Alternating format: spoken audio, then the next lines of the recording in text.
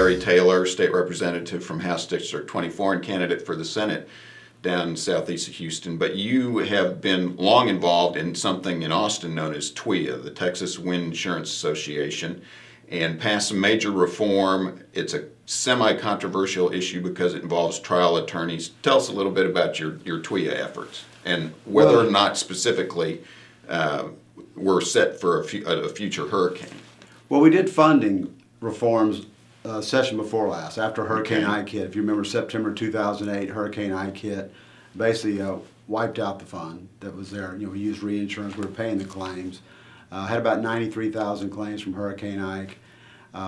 We were told that previous session that about 85% of the claims have been settled, they're taken care of. There was a number of claims, about 2,400 claims were slab claims.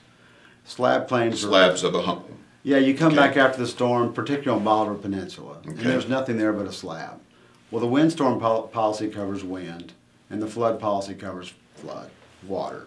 So when you come back after the storm and there's nothing left but a slab, how do you determine how much was wind, how much was water? So we knew those would take a while.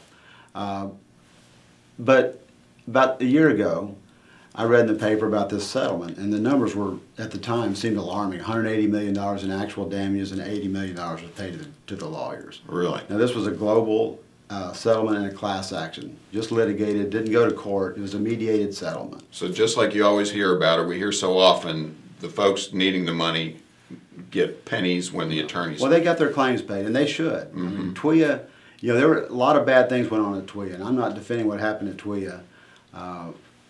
But at the end of the day, when I got the actual numbers, after fighting some of those very same attorneys who got those settlements, tried to deny me, a legislator, the ability to get the information from a quasi-state agency on what the details of that settlement were. When I finally got them, the actual numbers were about $101 million in actual damages, and the attorneys were paid $55 million on top of that. Once again, mediated settlement, nothing, no court, none of that.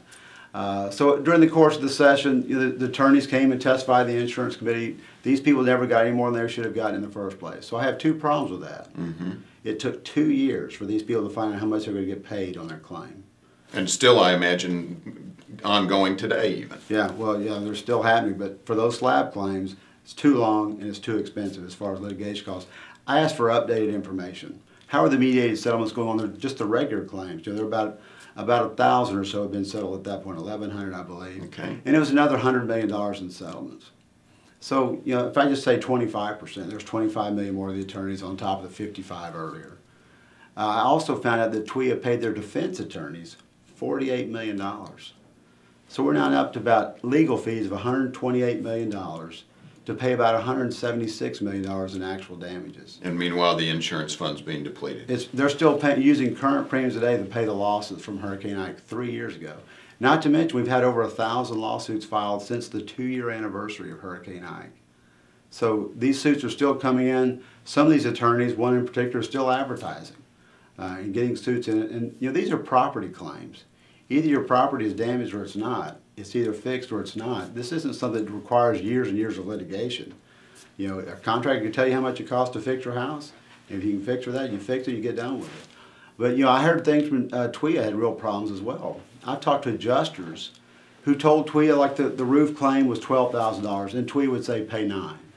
I mean, I don't know why they do that. This is a state agency. Their job is to issue policies and then pay the claims as they arise, reasonably, fairly, and efficiently.